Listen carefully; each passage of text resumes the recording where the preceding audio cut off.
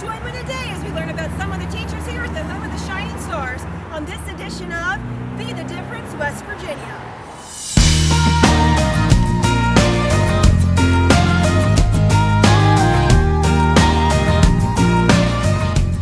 We're here with Colleen Shipley. She teaches second grade here at Inwood Primary. Hi Colleen, how are you? I'm doing well today. How are you? I'm well. So tell me a little bit about yourself. Well, I'm married and I have two kids. I have Caitlin, who is in the 7th grade at Musselman Middle, and I have Jacob, who is in the 3rd grade here at Inwood Primary. This is my 19th year teaching. I taught special ed for 10 years, and I'm teaching elementary ed for the past 9 years. I went to Slippery Rock University, where I got my bachelor's in special education and elementary education, and I received my master's through West Virginia University in elementary education. And you were recently named a National Board Certified Teacher. I am a National Board Certified Teacher, yes. What led you to become a teacher? Well, what led me to become a teacher is I like children. I like to be around children. I like helping them learn. But as a child myself, I used to come home from school and I would play school every evening and on the weekends. And I just really enjoy helping the children learn. Well, let's talk about your classroom. Tell me about some of the things that you do in your room to get your students excited about learning. Well, in reading, I like to use chapter books, and I like to focus on the nonfiction, the biographies, because the students aren't exposed to that a lot. So they really do enjoy reading a different chapter each day or reading about a different person. And in math, I try to do a lot of hands-on activities because the hands-on activities help them retain their math information. But in all the subjects, I try to incorporate technology. We use the Mimeo each day, and we also try to do research-based projects, and they love to research. We recently did a Common Core unit on bridges, and it was the bridges, the physical bridges, and then the bridges in building friendships, and each student was given a famous bridge to research, and they had to present their findings to the little banks. With our behavior management system in my class, the students earn play money each day. And we have the behavior guitar, which is behind you. And it's kind of just like a classroom store. They cash in about every month, every 2 months, and they have to count the money, and then they have to spend the money, but they have to decide if they're going to spend it or if they're going to budget it, and then they earn prizes. So it helps with the money skills because money is important in 2nd grade. It's a new skill to them in 2nd grade. What do you think is the most important thing that your students should know by the time they leave your classroom at the end of the year?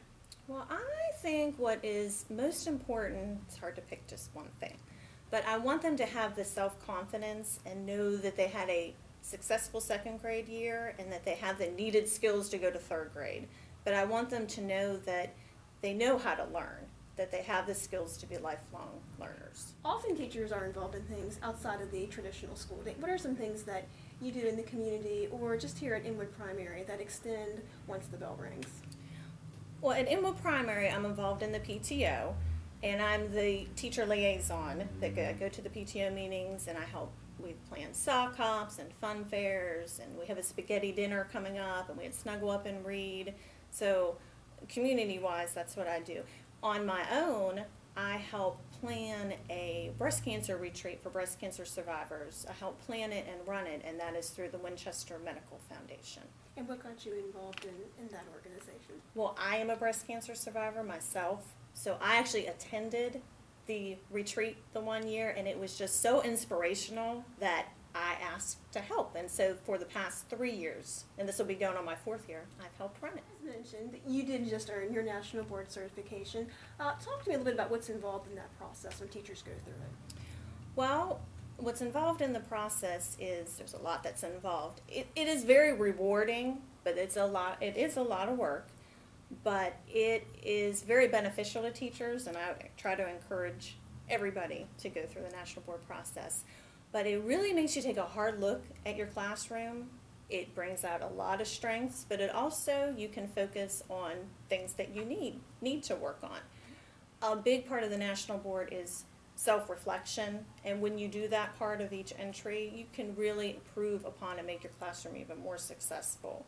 The actual process, you have 4 different components that you have to, units that you have to do, and 2 involve videotaping. And then there's a test that you have to take that has 6 different parts, and it's more of like a scenario-based type that they give you scenarios that might happen in your classroom, and you have to plan for that. What's one thing that you wish the public understood about the teaching profession? I think the one thing that I would like the public to understand is that it's a team effort. I think that communication is a big part of education, and I think to have a successful school and have successful students, the teachers, the parents, the community, the administrators, the students all need to work together as a team. We're here with Wendy Lee. She teaches 3rd grade here at Inwood Primary. Hi, Wendy. How are you? Good afternoon. I'm well. How are you? I'm well. So tell me a little about yourself. Well, this is my first year at Inwood Primary in 3rd grade. Previously was at Berkeley Heights, and I taught 2nd. I was there a few years.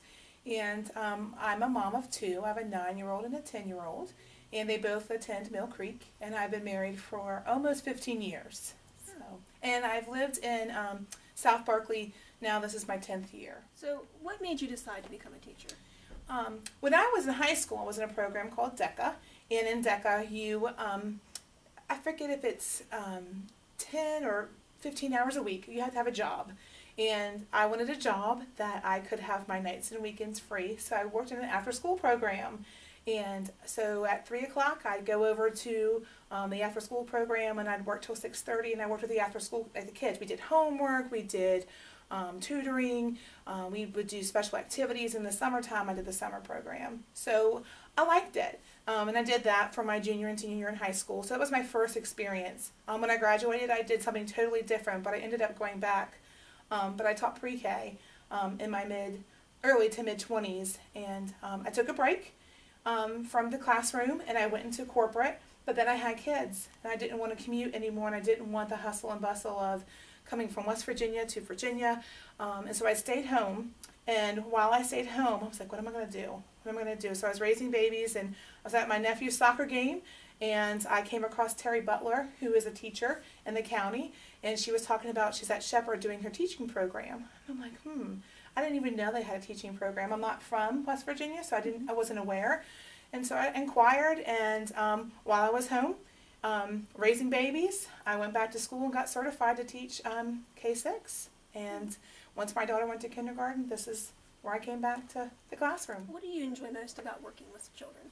I think the excitement of the growth. I mean, to watch them come in at the beginning of the year and to see their struggles, to see their successes, and to share those moments with them and to watch them grow and to share that with them. I think that developing that relationship with them to let them know that I care and we care about each other and working hard, I think that is exhausting, but so well worth it. How do you get your students excited about learning?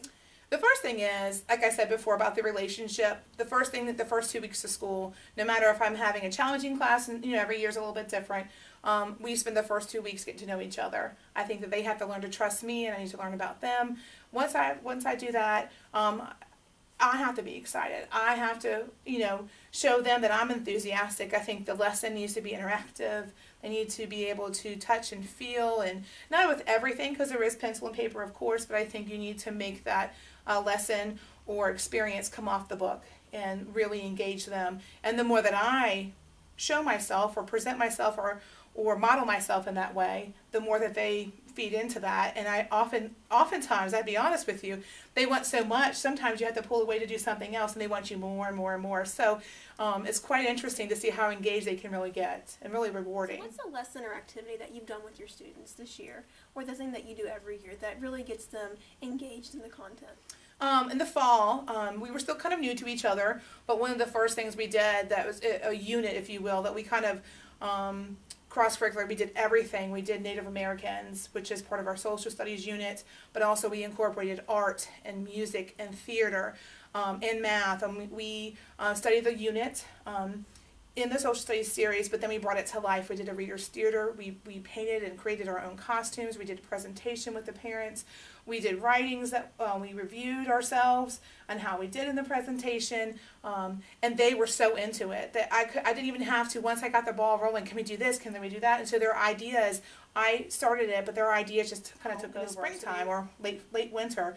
We're working on President, which is one of our Common Core themes. and the government. And then the government in third grade was like, oh, this is going to be tough. You know, thinking the branches of government and all the ins and outs of federal and local government. It was challenging, but we've again have embraced it. We've talked about it. We're acting it out. And now one of their projects is out in the hallway. They made their own president portrait. They did a self-portrait, and they initially typed about what they would do in their if they were president.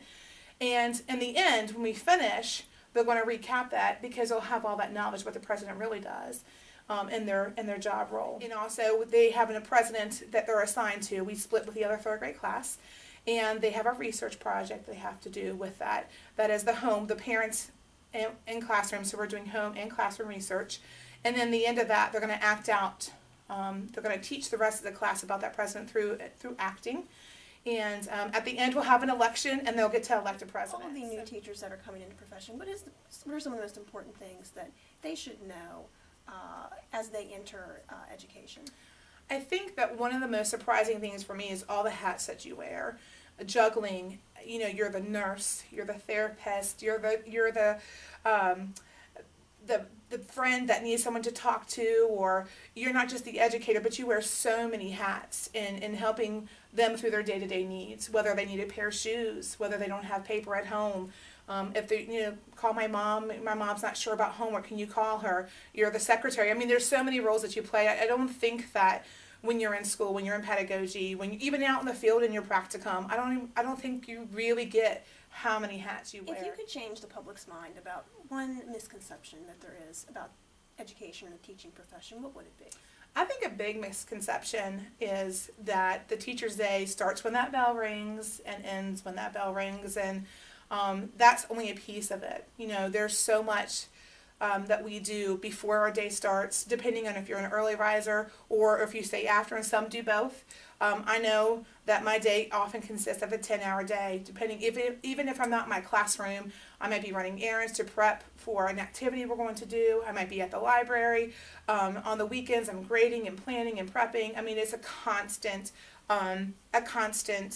it's not a bell to bell. And even in the summertime, I think a lot of misconception is the teachers are off doing nothing. And oftentimes teachers are doing professional development. They become even more so the learner, keeping up, you know, with different classes, different activities, different professional developments that you can be a part of. So I think the big misconception is the teacher is like working bell to bell, and it's so much beyond that. In fact, most of the times it's a 10+ hour day, 5-6 days a week. And it's a lot of work, and you have to love it. That's all for this edition of Be the Difference West Virginia. Join me next time as we learn more about the teachers here in beautiful Berkeley County. Until then, I'm Erin Spinagle, reminding you to be different, but more importantly, be the difference. I'll see you soon.